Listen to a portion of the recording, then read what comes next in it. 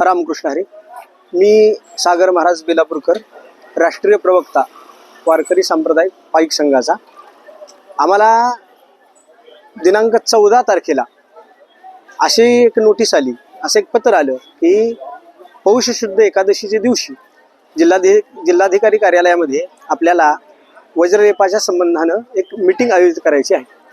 पण ती मीटिंग पुन्हा कॅन्सल करण्यात आली आणि त्यानंतर 3च दिवसांनी NDTVच्या माध्यमातून आम्हाला अशी बातमी कळली की श्री पांडुरंगरायाच्या आणि रुक्मिणी मातेच्या असणाऱ्या मूर्तीवर रासायनिक वज्रलेप होणार आहे. ही बातमी थोडीशी दुःखदायक आहे, कारण कोणत्याही संघटनेला, वारकऱ्याला, महाराज मंडळींना विचारात न घेता असा हा निर्णय जाहीर केलेला आहे. ही पहिली गोष्ट.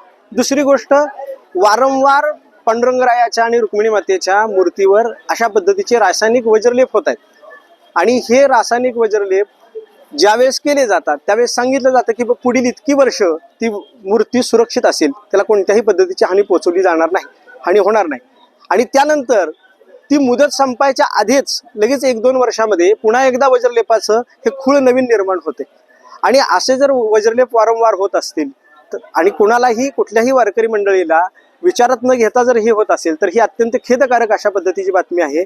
याचा मी पहिल्यांदा निषेध करतो. दुसरी सर्वात महत्त्वाची गोष्ट म्हणजे, आपण जी गोष्ट करणार आहोत, वज्रलेप करणार असू किंवा अन्य कोणत्याही गोष्टी करणार असू, त्या गोष्टींचा संपूर्ण असणाऱ्या वारकरी समाजाला, महाराज मंडळीला विचारात घेऊन तुम्ही ही गोष्ट करायला पाहिजे. आणि त्यासाठी 3-3 दिवस जर तुम्ही मंदिर बंद ठेवत असाल तर ही कुठंतरी वारकऱ्यांच्या भावनेचा अनादर करण्यासारखी गोष्ट आहे. त्यामुळे या गोष्टीचा मी निषेध करतो. आणि कोणालाही विश्वासात न घेता जर अशा पद्धतीचे वज्रलेप होत असतील तर वारकरी सांप्रदायिक संघटना आहेत, मी एक केवळ वारकरी पाईक संघच नाही तर सगळ्या संघटना आहेत, त्या याच्या विरुद्ध फार मोठ्या प्रमाणामध्ये उठाव करतील असं मी या ठिकाणी नमूद करतो. रामकृष्ण हरी.